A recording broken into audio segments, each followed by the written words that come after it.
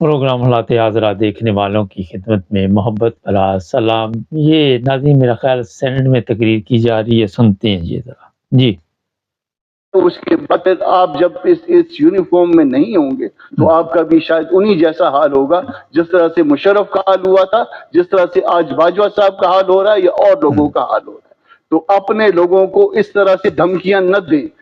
یہ آپ جو کچھ بھی ہیں آج، جو عزت ہے آپ کی، وہ اللہ کے بعد وہ آپ کی اپنے لوگوں کی وجہ سے ہے۔ یہ حق آپ کو نہیں دیا جا سکتا کہ آپ اپنے لوگوں کو کہیں کہ میں آپ کو جیل میں ڈال دوں گا۔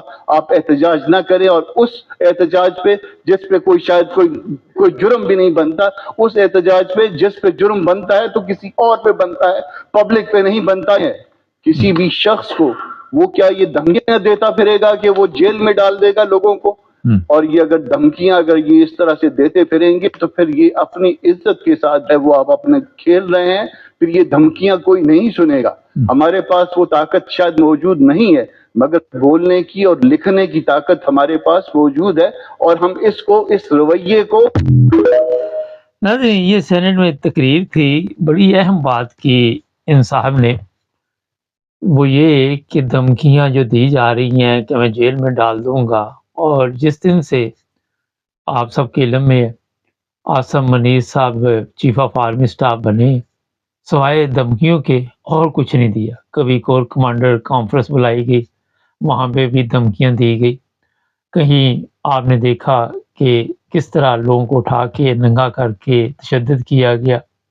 آج بھی پی ٹی آئی کے جو ورکر تھے ان کو لاہور سے اٹھایا گیا، کوئی 50 سے 100 لوگوں کو اٹھا کے اس وقت مختلف تھانوں میں تشدد کا نشانہ بنایا جا رہا۔ اب جہاں تک بات کرتے ہیں ضیاء الحق کی یا مشرف کی یا قمر جاوید باجوہ کی، آپ سب کے علم میں ہے کہ مشرف کی وفات جب ہوئی دبئی میں تو اس کا جنازہ لے کے آئے تو وہاں پہ بہت سیکیورٹی تھی جی، لوگ غصے میں تھے۔ مشرف نے جو کام کیے ہوئے تھے لوگوں کو علم تھا۔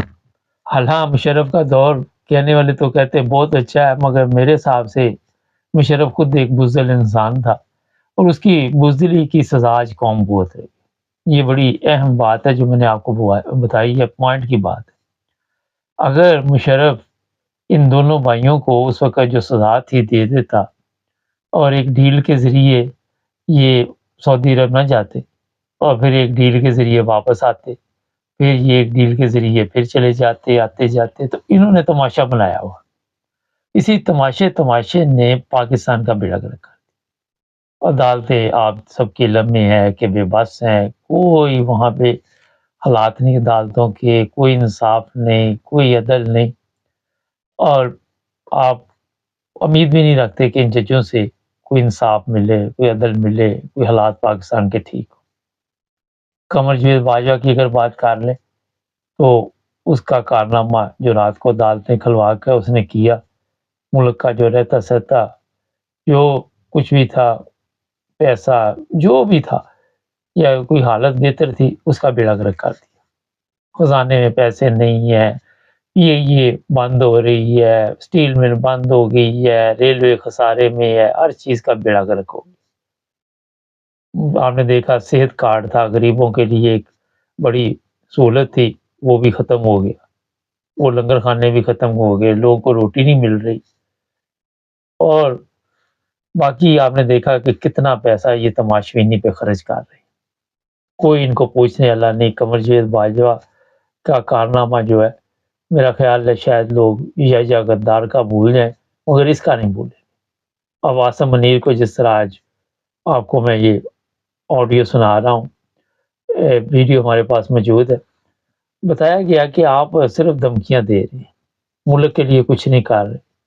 اگر ملک کے لیے، عوام کے لیے کچھ بھی نہیں کر رہے تو کس چیز کی دھمکیاں دے رہے ہیں؟ اپنی عوام کو، وہ بھی پرامن احتجاج کرنے والوں کو اٹھا لیتے ہیں جا کے کہ آپ کے پاس طاقت ہے۔ شاید آپ کے ذہن میں ہو کہ یہ وردی اگلے 10 سال تک نہیں میں اتاروں گا، مگر ضیاء الحق یہی کہتا تھا کہ میں شاید اگر وہ زندہ ہوتا تو آج بھی بیٹھا ہوتا۔ اوپر ایک فیصلہ اللہ تعالیٰ کر رہا ہوتا ہے، ایک انسان نیچے کر رہا ہوتا ہے۔